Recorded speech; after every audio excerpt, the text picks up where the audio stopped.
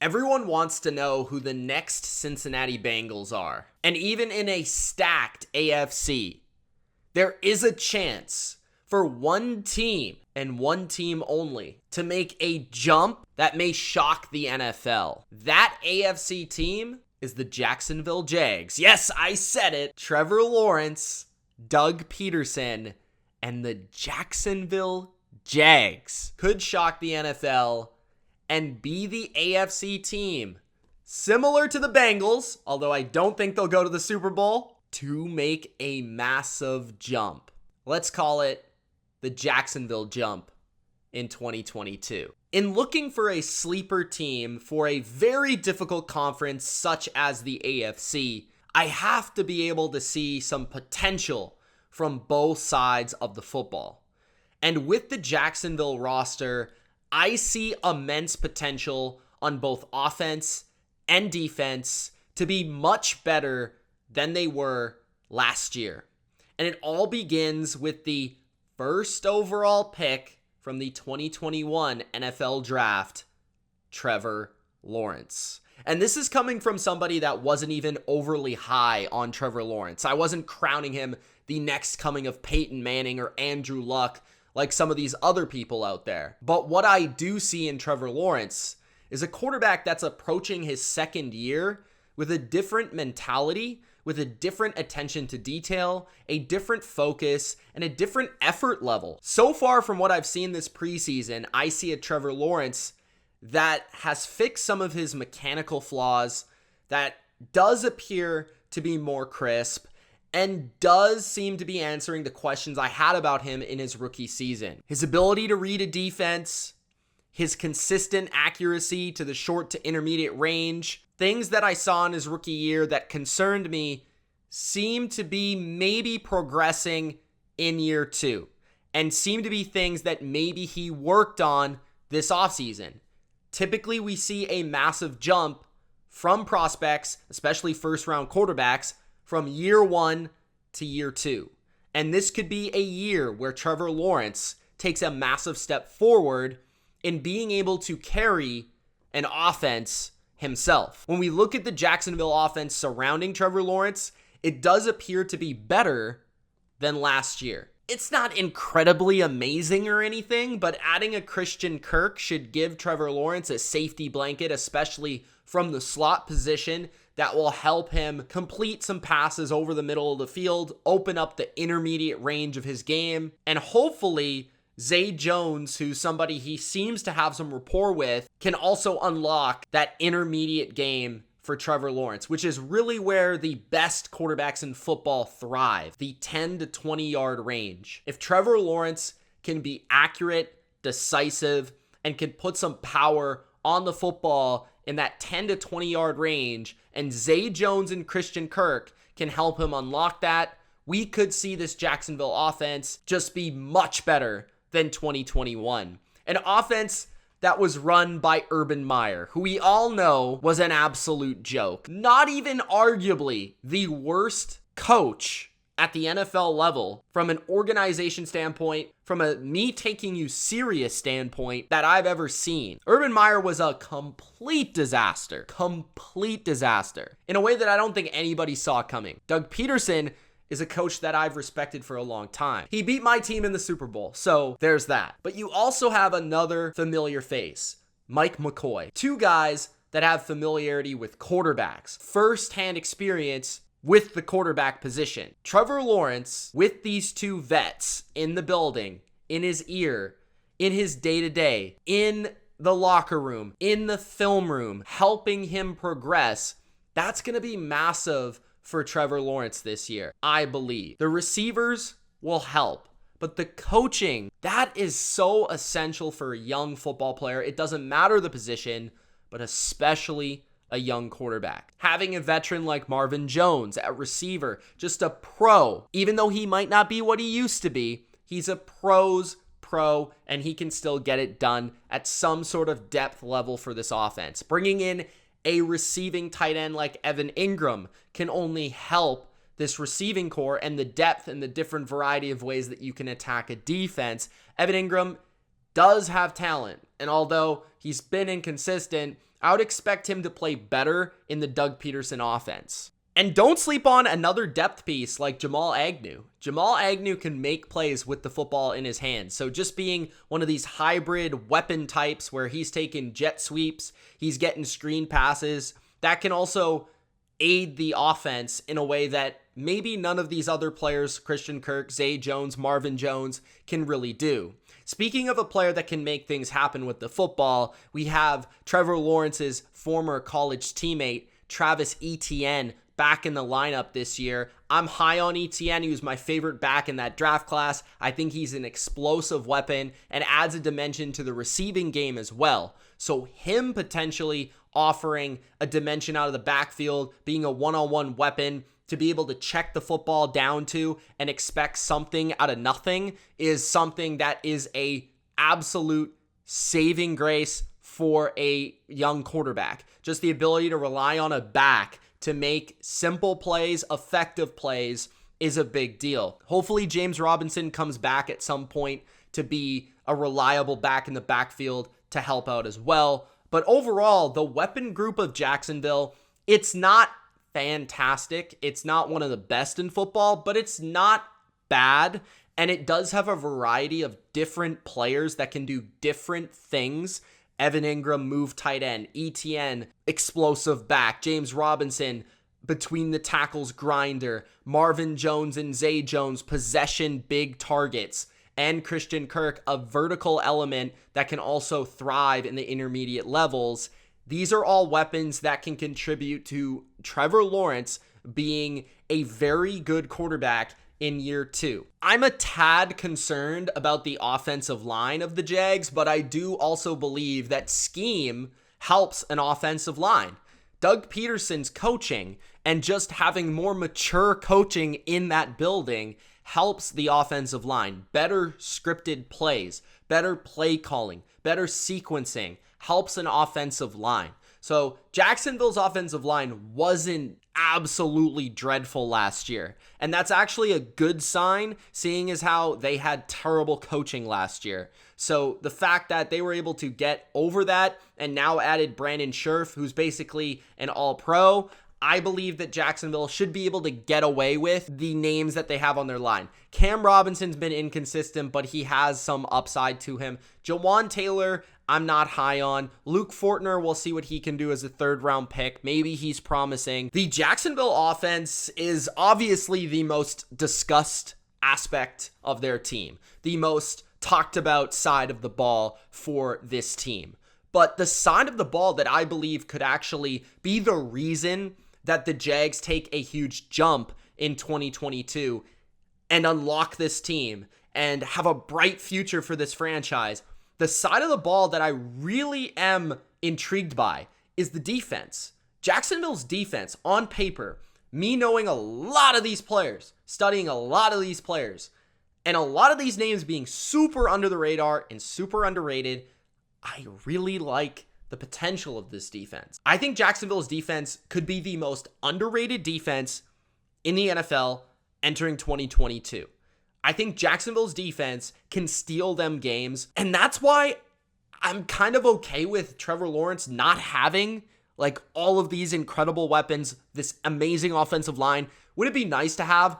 Yeah, but if this defense can live up to its potential, I feel like Trevor Lawrence, just him being the talent that he is, along with average on the offense, could actually make this team pretty competent this year. Because if the defense can play up to their billing, you're not going to have to score that many points. And what am I talking about here? Why am I hyping up this defense? Well, let's take a look at the front seven. I mean, I really look at this front seven, and I think Jacksonville's front seven could be spectacular this year. Like, I'm not exaggerating. Like, this is actually what I think. This could be a really good front seven. We look at the defensive line. Trayvon Walker, I understand, like, people meme it or whatever for him going first overall because it wasn't Aiden Hutchinson or their favorite player or whatever. From what I saw really briefly in the preseason, the guy looks like a lot to handle, and he's a spectacular athlete. And I feel like he's one of those players that he's going to dominate at the point of attack. He's going to dominate the run game. And whatever you get extra out of him as a pass rusher is going to be pretty fun. And I do feel he's going to get better as the year goes on. But you're not really relying on him from day one to be like an amazing pass rusher. Well, why? We have Josh Allen. No, not that Josh Allen, the other one. Josh Allen can play. He's one of the better edge players in the NFL, and he sets the tone for this pass rush. But not only do you have Josh Allen, you also brought in Arden Key, this guy last year really had a breakout season for the San Francisco 49ers. He's always been an impressive talent as a pure pass rusher. And in those situations, you put him on the field as an edge player, as an interior defensive lineman, he can support the pass rush. We know that K'Lavon Chaisson's weakness has primarily been his strength against the run and his inability to set the edge. Well, you make him more of a rotation player in this defense to help out Trayvon Walker potentially. Maybe you move Walker into the inside on big pass plays. You move Chaisson to the outside. You have him rush on the outside with Josh Allen, and you potentially have Chaisson, who could have a breakout season this year, just due to the fact that maybe with better players around him and more motivation to do well in a big year for him personally, that he could go off the way that I thought he could entering the NFL. I've always been a huge fan of Roy Robertson Harris. I think he's a super under the radar player that's a beast against the run, just a monster. He kind of does remind me of a lesser version of Calais Campbell, just the big size, the length, the physicality that he can offer an interior defensive line. But I think he's only getting better. He isn't far removed from being more of a rotation player in Chicago. I think the more that he gains reps, he's about to hit his peak pretty soon. Fatu Kazi, if that's how you actually correctly say his name, is also a beast of a run defender. And I know that up close and personal, having seen him just stuff the Patriots consistently as a former New York Jet. That guy can play the run for sure and is an absolute monster of a man in the interior. So those two guys can play in the inside. Dwayne Smoot's another player that maybe is not phenomenal, but used in rotation, he's an effective player and can certainly play in this league. Hamilton's another younger guy that could take a step forward this year as well. Many were critical about the addition of Oluokun to this defense, but as the NFL's leading tackler a year ago, this is a guy that I love for his motor, for his speed, for his athleticism in the middle of a defense to be able to flow sideline to sideline, make plays against the run game. I think this guy is a fantastic athlete. I think that he unlocks everybody around him, including Devin Lloyd, the first-round pick. Devin Lloyd can be a hybrid difference maker as a coverage player where maybe he can make up for some of the deficiencies in Oluokun's coverage ability. He's also a very good blitzer. He can also pass rush from the edge. He's a hybrid linebacker that I think can be an excellent player, maybe right away. But because you have Oluokun and you have Chad Muma, you have some players with depth at linebacker where you can maybe rely on Lloyd less so and put him in the best spots to succeed. This is a front seven that I absolutely love, and I think it's probably the most slept on front seven in the NFL just because I think it's a crazy mix of a lot of young players that maybe haven't hit their ceiling yet but were really well regarded coming out of college. And then also a bunch of players that were super underrated free agent ads that maybe also haven't hit their full expectations for this football team. But if it all comes together, you're looking at the breakout front seven of 2022. Jacksonville's secondary is also a unit that I think is being slept on right now. When you look at the names a part of this secondary, it has the makings of a fairly good unit. They added Darius Williams this offseason, a player that isn't far removed from having a phenomenal 2020 as one of the Rams' premier defensive players. In 2021, he wasn't bad. I think that gets a little bit exaggerated. He's still a good player, and him moving into the nickel spot does make sense from a profile size perspective, and I think that guy is instinctual. He can play football. He can cover. So I like that addition. Shaquille Griffin, I've always been a fan of. I don't think he's one of the better corners in the league, but I do certainly think he's a number one corner. He's very feisty, physical at the line of scrimmage, got solid speed and length and size. I think he's a good combo, and he can play a lot of different types, whether it's man or zone coverage.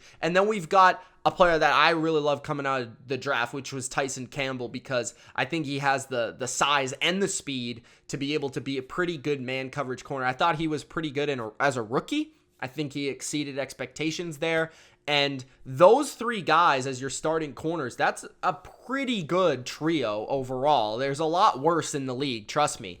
Trey Herndon is also a solid fourth corner that I think, from what I've seen and what I've read, has been having a good offseason as well. So you've got quality depth at cornerback and guys that can play in a couple different roles, right? Campbell played, I believe, in the nickel spot last year, but I do think he's going to move outside this year. Herndon's also a guy that maybe has the shiftiness and the quickness to move inside, but could potentially play outside.